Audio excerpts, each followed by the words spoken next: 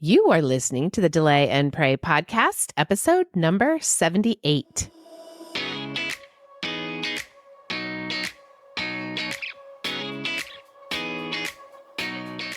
Welcome to the Delay and Pray podcast, where certified Catholic and weight loss coach Beth teaches you how to permanently lose weight through spiritual fasting. Get ready to gain faith and lose weight through a joyful transformation of both body and soul. Now, your host, Beth, the Catholic Fasting Coach.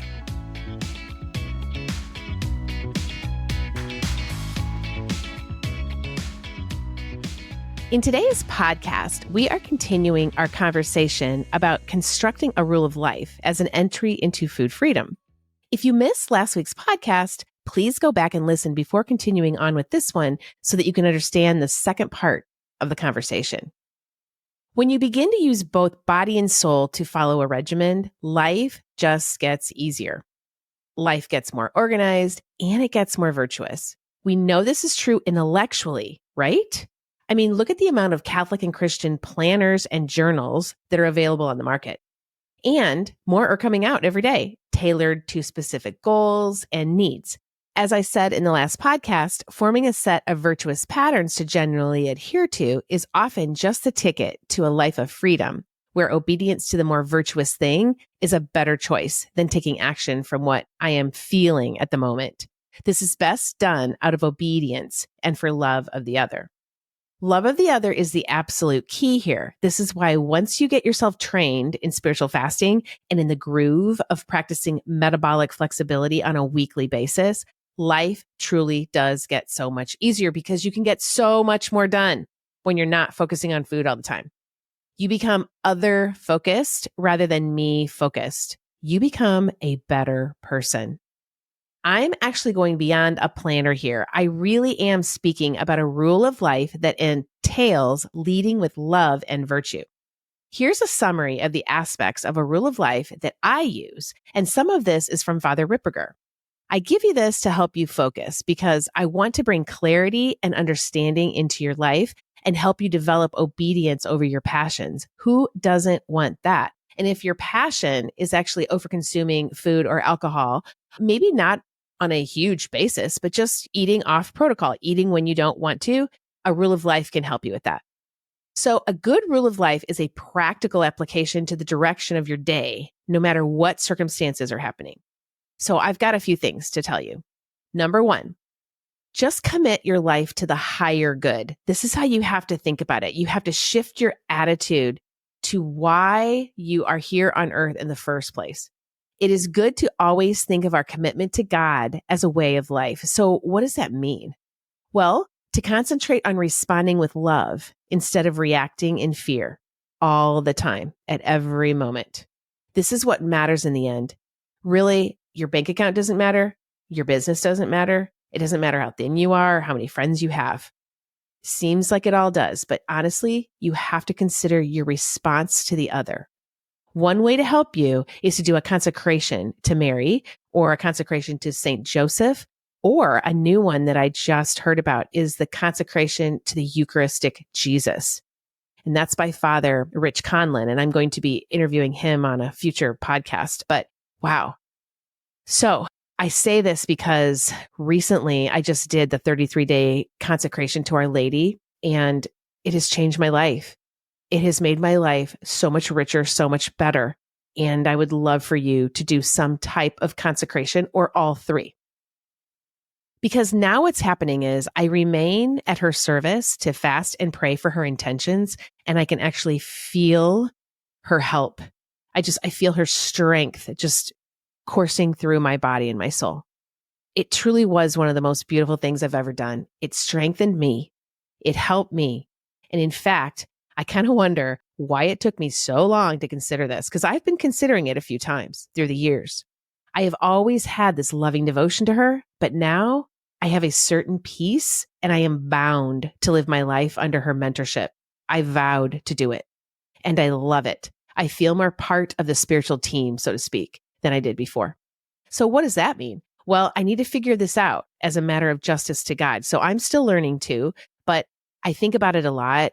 And so daily mass and all of a sudden daily adoration, frequent confession, several rosaries a day. These are all measures that I am taking to ensure that I'm leading with love in mind, body, and soul as the Blessed Mother wants me to. Now, I'm not perfect. I'm not at all, but I'm working towards it. It's just something that's like a learning curve. It's like a trajectory to becoming a saint.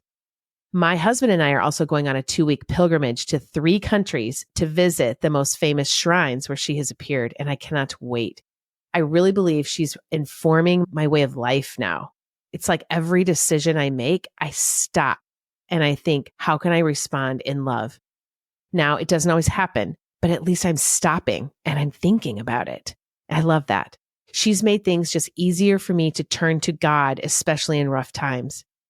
I think of rough times now as like holy opportunities, places, times that I know that I can just lean in on Him and He will answer for me.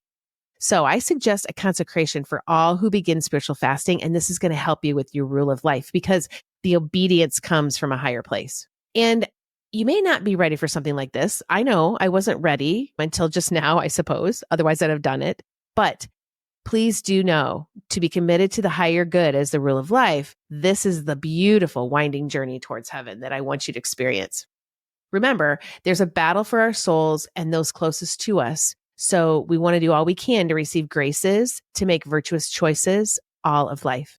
In Delay and Pray, we concentrate on stopping the overeating, the overdrinking, and the overconsuming, because we're going to that for false comfort instead of Jesus. But Delay and Pray actually translates to any decision in your life, not just overing. I have an example from my daughter who was just walking out the door after staying with us for the weekend. And she was discussing a decision that she was trying to make about her career. And she said to me, well, Mom, I'll just delay and pray over that situation. And my heart melted.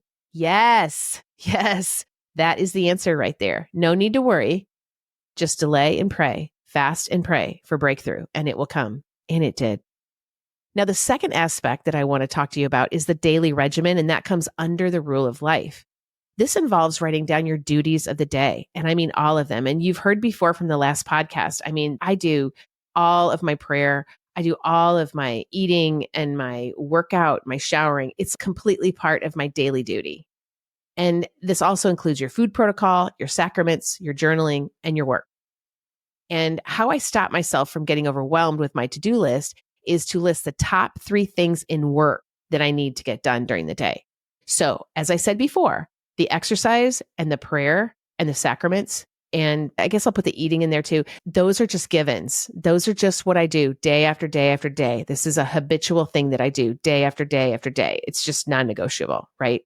But my work list, my business list, that can become very overwhelming. It can become long. So what I do is I list the top 3 things that I have to get done during the day, and I narrow it down to the top 3 things. And if I get those done, I sit in victory. And that has helped me tremendously because I can honestly probably get 8 or 9 things done, right? But if I can get the top 3 things done, then I feel really good. I'm like, okay, I just ticked off the top 3 things. And now let me see what else I can do. I sit in victory over this and it feels so good. I cannot tell you. So I go over this in detail in podcast number 67. And that's the Catholic view of the gap in the gain. So that's podcast number 67 if you want to learn more about that. Okay, going back to the regimen. So the regimen involves prayer, fasting, and eating. Even Father Ripperger asks us, what are you going to do with every hour of your day? And he lends us a prayer prescription that helps us. It's like a pattern. He says your prayer, fasting, and food prescriptions must be consistent, engaging in a series of activities and protocols exactly in the same way every day until it becomes part of you. He says this forms a holy habit. Well, okay, you can imagine that if you are in a monastery or in an order, of course, they have rules for the day. They have a way that they live their entire days, when they eat, what they eat, how much, etc. Well, we can do that in our little monastery as well. A regimen involves specific times. Why? He says because after the fall of Adam and Eve, we tend to want to do with our time whatever we please. Does that sound familiar? When you have a hard thing coming up, but like your mind's like, oh man, I just don't want to do that right now. And it just, oh, no, no, no. And so you have to have obedience to say, nope, top 3 things, doing the top 3 things. So this is very interesting. This is where you need your regimen, right? So we don't want to give up our free time to prayer or virtuous activities because we're thinking that, oh, this is my time now. I want to do what I want to do. And we can shift that thinking. When we first start the Delay and Pray group coaching experience, it seems like a lot, but within the first week, it becomes doable because you're part of a team, all doing the same thing, all conquering these thoughts of, I want to do what I want to do. That is a thought that needs to be shifted into, this is a holy opportunity to help others. That's what you want. This is a holy opportunity to help others with the help of Jesus. If you are lonely, sugar will not help you. It will not help you get the work done. It is not your friend. Only doing the hard thing by yourself with the help of the Holy Spirit will help you. And that'll become a pattern. And pretty soon, challenges will be not a problem for you. You will also find friendship in the Keep Fasting group. Sugar is not your friend, like I said before. The friendship is going to be connected with others within your church community, your family, your city, wherever you are. And also, you will find friendship in the Keep Fasting group. Also, if you're going to join the group and spiritually fast, teamwork is the key. It all begins with consistent prayer and sacraments. We tend to put prayer out there and then the rest of life over here. We tend to separate them. Once prayer is done, we can check off that box, but that is not how it's supposed to work. Prayer, even for the layperson, is supposed to inform your entire day. My question to you is, does it? If not, then spiritual fasting becomes very challenging as we almost unknowingly assert a certain kind of self-will over God's will.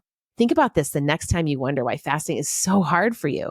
It becomes easier when you follow a regimen of prayer, a protocol at exact times of the day, every day, that helps God's will be placed above your will. Otherwise, we will just literally feed our appetite in so many ways. After the prayer protocol, that's when we can build a food protocol in that order. We need both for body and soul. And of course, this is happening this way because the supernatural strengthens us. It changes things we cannot even see. And if we don't do it, then Father Ripperger says spiritual dissipation happens. He says not wanting to have a regimen and not wanting to follow it is spiritual dissipation. When we really don't want to do the arduous grind of becoming perfect like God is perfect or becoming a saint. He says that is spiritual dissipation. I don't want to do that, by the way. Okay, so what is the thought that creeps in? Did you hear it? I don't want to. This is your ego and your self-will exhorting itself over God's will. Once you realize this is happening, you can shift it and change it along with the assistance from the Holy Spirit over time. You don't have to resist it. You just have to acknowledge it and say, okay, maybe I will want to. Somehow I'm going to. There is a time for everything. So put everything in the regimen and you'll be so joyful. I once offered to a client this. You say you love chips and salsa, but if I put them on your nightstand next to your bed, would you eat them the first thing in the morning when you woke up? She said, oh my gosh, no. There is a time for chips and salsa, Beth. And I said, yes, I agree. Exactly. Where would you like to plan them into your regimen so that they serve you and others instead of you bowing down to chips and salsa? Well, she answered, well, for sure, Saturday nights, because that's where I want to eat them, but maybe one night during dinner during the week. I was like, that is amazing. That's great. Do it. So she wrote them down in her protocol so that eating these things become a habit of obedience during that time. If she doesn't plan her foods, they will sneak up on her at 4 p.m. one Tuesday afternoon, and she will overeat by caving into her cravings. So God is calling us and her to something higher than chips and salsa. He is calling her to his will, his holy will, to himself. Write it all down, my friends. Follow the plan. Make a regimen. Because there is a perfect time for everything. One of my favorite chapters of Ecclesiastes is chapter 3, and you've heard it before. I think it's even a song. There's a time for everything and a season for every activity under the heavens, a time to be born and a time to die, a time to plant and a time to uproot, a time to kill and a time to heal, a time to tear down and a time to build, a time to weep and a time to laugh, a time to mourn and a time to dance, a time to scatter stones and a time to gather them, a time to embrace and a time to refrain from embracing, a time to and a time to give up, a time to keep and a time to throw away, a time to tear and a time to mend, a time to be silent and a time to speak, a time to love and a time to hate, a time for war and a time for peace. What do workers gain from their toil?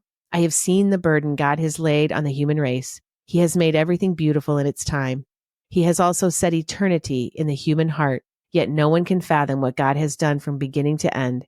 I know that there is nothing better for people than to be happy and to do good while they live, that each of them may eat and drink and find satisfaction in all their toil. This is the gift of God. All right, that's Ecclesiastes chapter 3, verses 1 through 13. And these are truth. These are thoughts from God. It is scripture. Memorize them. Put them in the thought model. Let his thoughts be your thoughts and apply them to your life. He says at the end there, eat and drink and find satisfaction in all your toil. This is the gift of God. I'm telling you, I do this with cleaning. I do this with weeding. I do this with actually completing my taxes. Completing my taxes this year was one of the most fulfilling things I've ever done because I did it in January and I sat with my tax consultant and we went through everything painstakingly for 3 hours so I could understand it. And every year I just get better and better at it. I get better at collecting the information I need ahead of time, organizing it ahead of time, paying quarterly for my business. I mean, I know it sounds crazy, but honestly, think about it. Eat and drink and find satisfaction in all your toil. It's a mindset shift. This is the gift of God, he says. This is God. So I suggest that you seek that satisfaction with all your heart and mind. And as I said before, like right after this, I'm going to go out and weed. And I think about it this way. I love to kneel down on God's green earth and be out in nature. And I'm going to do that right after I record this podcast. And after my husband and I are done weeding and mulching and planting those first flowers of summer, which is such a beautiful thing to do. I just love it. It's just totally worth the toil. It's just so beautiful after we're done. And then once we do the really, really hard work at the beginning of the summer, then we just have to go out every once in a while and pull the weeds that come up and plant more flowers if we need to, and just take care of it. And then after that, we're going to go to Holy Mass and dinner afterwards. And we're just finding more and more satisfaction in God's gifts to us today. Just today. I just take one day at a time. I seem to not dread anything anymore since spiritual fasting. It is really all such a gift from God. But it has taken time and it has taken coaching. If my coaches are listening, they're saying, oh yeah, it did. Yeah, it's taken a lot of time and effort and sacraments and coaching to shift my thoughts into being like life being a gift from God, even the suffering. So there is a time for right recreation, but a regimen will give you the opportunity to put food and alcohol in its place to nourish you and cheer you, not to enslave you. If you put God in the first place above everything, then food freedom will happen for you because your mindset changes. The reason why this takes time and the journey is a winding road is because in our world today, comfort is king, not Jesus. It's very hard for us to do something for the sake of God instead of our weight, our bank account, our kids, our husband, so that we and they will all seem perfect. We want them to do the right thing so that we're comfortable, right? Yes, we want them to be comfortable too, but we just want everything to be solved, right? And that just might not happen. We just might have to suffer with them for a while. And the other thing is we want other people to perceive how amazing we are, how comfortable we are. And that also has to change as well. So I think of more Ecclesiastes from chapter 1, verse 2. Vanity, vanity, all of it is vanity. You probably know that one. One example of this right now is the quick weight loss with some form of the drug Ozempic. People everywhere are looking for a quick way out of their food addiction, but some harmful side effects are coming with these drugs and they're being ignored for the sake of vanity. There are possible wounds and mindsets that cannot be healed or shifted by taking a shortcut. You have to deal with your mind and your addictions.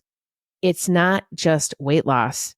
It's actually dealing with why you're eating in the first place and what is happening and a regimen of life, a rule of life. And these weight loss drugs are not going to help you if you're not taking them for a medical reason. And according to statistics, most of the weight inevitably comes back on when you stop the drug. So if you are considering this, please, please really read the side effects and really think about what you're doing. I know there may be some people who need to begin their health journey with this drug, and I'm not talking about them, but it is becoming mainstream for even college students who out of vanity want to become very thin without weighing the possible side effects that could last a lifetime or by not doing any work, right? So why am I saying this to you? Because my social media feeds lately are just filled with companies actually combining their efforts like Noom and Weight Watchers with these weight loss drugs for just quick results, right? And it's coming at me because I'm a weight loss coach and I'm reading everything, but I'm also reading about the paralyzing of the stomach with this drug, people gaining back their weight. And I'm thinking, I just don't think it's a great idea. Also, a mom reached out to me to see if I could coach her daughter on this. She said that her daughter is tired of the sweet cravings she's experiencing, and she's gained 20 pounds being in college, and she's considering Ozempic or one of the drugs. So as I was reaching back out to her, I was telling her if there's anything you can do to help her understand that spiritual fasting is her answer, and she's certainly welcome to join the group experience that I offer, and I hope she does, but she needs to really consider her body and her soul when actually taking this shortcut. She may be harming herself, both body and soul in the end. Listen, and I'm not judging. 10 years ago, I probably would have taken this drug. Honestly, I didn't know anything about life coaching. I didn't know anything about spiritual fasting as much as I do now. I didn't know anything about sugar and flour and alcohol and insulin and all the things that go into my program. And I hope she comes into the group. I really do. And maybe this is my call to do work with colleges. So I would have loved to learn all about this, all about spiritual fasting at the age of 21. So maybe this is a holy opportunity for me to seek some type of program that I could help with in the college world. You can see this quick weight loss thinking by drugs or any program is prideful, and it does not bring us closer to God, because there is no arduous work of the body and soul here, no changing of lifestyle or redemptive suffering to consider. And I am praying and fasting for all involved in these quick self-gratification solutions that do not involve the arduous work of changing your heart and mind around food. It will be interesting to see where it all ends up. Food freedom is going to take Catholic mindset work, coaching, and growing in humility. We all have wounds to heal. The answer is in the church, as I always say. Spiritual fasting involves loving your body as it is right now, looking towards the future as you bring God into every struggle, and shifting those thoughts of struggle into thoughts of holy opportunity and solution, and knowing that the Father is always working for your good. That is scriptural. That is John 5:17. The Father is always working. You are under his providence, you are under his promise, and you are under his provision and protection at all time, all the P's. A regimen brings about consistency in your prayer life and brings you closer to God, and everything else follows. Does it take work to follow the regimen? You bet. And it can take an entire year to get it right. But this is what helps us with spiritual warfare, because the demons will pick on us. If we're tired, we're weak, we're disorganized, they will pick on us, and we don't want that. This is why we want to focus on eating nourishing food. We want to focus on exercising, prayers, going to bed and getting up every day at nearly the same time, and making sure we're not only saying prayers at the beginning of the day and going to our sacraments, but also doing an end of the day examen, which I'm going to talk about next. I'm telling you, this rule of life thinking takes weight loss from vanity to sanctity. Spiritual fasting moves weight loss from vanity to sanctity. So here are the last few tips from Father Ripperger. He talks about spiritual reading. He says to start with 5 minutes a day even. He talks about the saints, that they are a great start. Just pick your favorite one. I know for me, I'm reading about Fatima and Lourdes right now and all the saints involved in these stories. Since I'll be visiting this summer, I'm so excited. Their experiences are really helping me to fast and pray as they did out of love for the Virgin Mary. And she showed them all the souls falling into hell and purgatory. And that's why they fasted so hard, because they did not want that to happen to anyone. I guess it was so bad. Well, of course it is. So I take that into consideration as well. And it helps me to fast and pray. And lastly, he talks about the examen and the recollection of the day at the end of the day. This has been the hardest thing for me to put into my life. but I just started really small. I started with 5 minutes. 5 minutes, and I'm up to about 20 to 25 now. And hopefully it'll just get longer as I grow older. But only doing your prayers in the morning and not thinking of God all day until the next day leaves us in overwhelm. It's really working against us. This is what I had to consider. This is because we're not taking the time before we go to sleep to recollect the day and to praise the Lord for his help in all things, to recognize all the things that went well, see him in all things, and ask the Lord for forgiveness of the things where we fell. He is in all things. It is important psychologically to take a victory lap on some behaviors and then to ask God for forgiveness on others and make sure we're in the confessional the next morning if needed. This is a wonderful way to get rid of defects to improve your interior life. It cannot be done without a rule of life and the daily examine within that rule of life. Recollection is the only way to achieve higher levels of prayer and fasting as you journey through this great experiment of body and soul, finding what regimen works for you. It must be written down so that you can imprint it into your brain and your soul. The spiritual goal is ultimately holiness. The physical goals are important to achieving the spiritual goals. You need both. Your weight is important, and your prayer life, just like your daily life, should not be haphazard. It should be structured so that you can work through it, and it becomes a holy habit over time that is fairly easy to achieve. Structure is important so that you can do it consistently.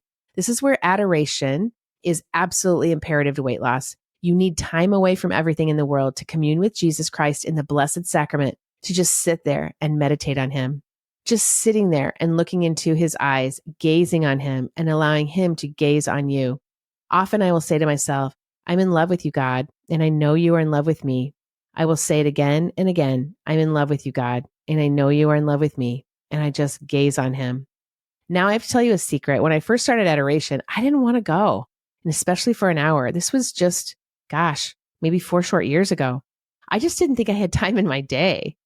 But upon reading the writings of Mother Teresa of Calcutta, I realized that I honestly cannot do my mission set forth before me from God without his gaze in adoration during the week. He fills me up with grace so that I can fill up others. It is like breath. I have slowly shifted my mindset about adoration, confession, and Mass. I really can't live without them in a regimen and a consistent manner. They are like breath. Without them, some of my behaviors are just not what I want them to be. Habits of body and habits of soul go together. I need his gaze. I need to constantly look up, even when I am not in adoration. Constantly look up and know the Father is always working. And it all started with delay and pray. I simply couldn't do it without Jesus.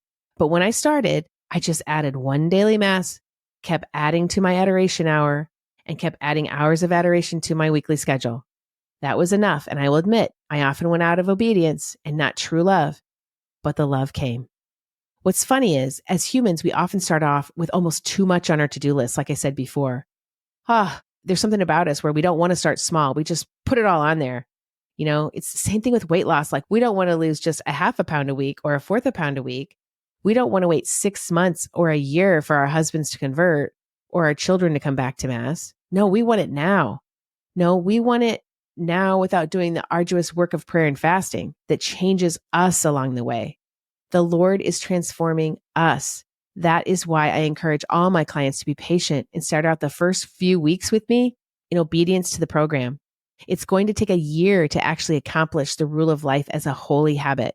A rule of life of spiritual fasting is going to take a year, the most glorious year you're going to ever have. Most people don't want to take a year. Only the brave and courageous ones will come with me. Only the ones who are motivated enough. And then they look back and they say, well, I've wasted all those other years. Might as well take a year to actually get it done. And they do. It is this kind of thinking that gets results. You can do it. This is your year. The delay and pray rule of life helps you to rid yourself of certain defects like overeating and overdrinking. It is a systematic approach to rooting out your defects. We've already talked about how we know the overeating and overdrinking isn't good for us, but what's at the root cause of why we are doing it anyway? We'll figure this out together. Somewhere underneath our desire for sugar is our desire for comfort and not feeling emotion. The rule of life with a regimen will help you discern the root cause of this avoidance of discomfort. There is so much more to the root cause of our overeating and overdrinking. Often chronic lying, anger issues, self-worth, sloth, connection to others, and many other things lay underneath the eating and drinking that can be discovered and rooted out so you can start living again. Once you figure out how to do a food journal and how to use the thought model and journal and start a consistent prayer life for 15 weeks, then we need the rest of the year to live it out in community for a lifetime. We need accountability, and that is why we need community and friendship. This helps us to get to confession again and again and again and live that shapy life that we were meant to live. What is so amazing is that we can still take care of our children, work our jobs, be with our friends, enjoy the book club, play pickleball, watch TV. We can do it all much more efficiently and much more joyfully with a regimen and a rule of life. Because at the end of the day, when you've done what you know you should have done and you've accomplished what you could, those 3 top things that absolutely needed to be accomplished today, then you can actually enjoy your evening. You will be able to fit in your examen because you actually have energy to give, and that is justice to God. You are finally able to be accountable to Him at the end of your day, and that is the best thing you can do for yourself, your family, and even your nation, to be thankful and accountable to God every night, no matter what happened during the day or the number on your scale. You will see that being accountable to God at the end of the day is the best part of your day. You start talking to Him just like you talk to your husband, and you figure out things together, how far you've come, how far you have to go, but He helps you tremendously more than your husband ever could. Now, I'm not discounting husbands. I love my husband. So don't discount him. He's so important. I'm not saying that, but bringing God into the conversation at the end of every day is even more important. If you are not sleeping well, a good examen at the end of the day will also help you tremendously too. And it'll also help you with your relationship with your husband, because you learn to tell the truth and then give the rest to God. This is how to develop the virtue of suffering and the virtue of mortification. These things are learned. Some people say, I don't want to suffer. To be honest with you, I didn't either. But I have learned how valuable suffering is that is in my life right now. I don't need to ask for more suffering. I can just take the suffering that I have in my daily life and offer it to Jesus for the conversion of my husband and my children. I can take my suffering and have the Lord redeem it for good. This is the very start that we need to begin at. This isn't just for fasting, it's for prayer. My prayer at the very beginning of the day is what I want to do. I cannot wait to do it. But at the end of the day, I really don't want to do it. I'd rather watch Netflix or sports, but I'm not doing that. I am being obedient to my rule of life. This has been hard for me. Like I said, I fail a lot, but I keep doing it because I know it's best. I sleep better and I fast better when I'm praying throughout the day and actually end my day with a good examination. Father Ripperger would tell you that there has to be a systematic approach for rooting out your defects. All right, we have that in Delay and Pray. Learn it and teach it to your family. Children also need structure and a regimen so that they can build virtue at a young age. Praying and fasting off sugar, flour, and alcohol is for the entire family if you want to be creative. I have a suggestion for all young parents. This is rather controversial, but take it as you may. Consider not offering your little children food or sugary drinks at Mass. Don't give them juice pouches or Oreos or snack bars or goldfish. Teach them about fasting off food during the Mass and becoming empty to receive Christ's body and blood within you, to strengthen you and to heal you. Show them how you fast 1 hour before Mass for the love of God. They will learn very quickly and do this for their whole lives. This is where food freedom is. This is where you become creative.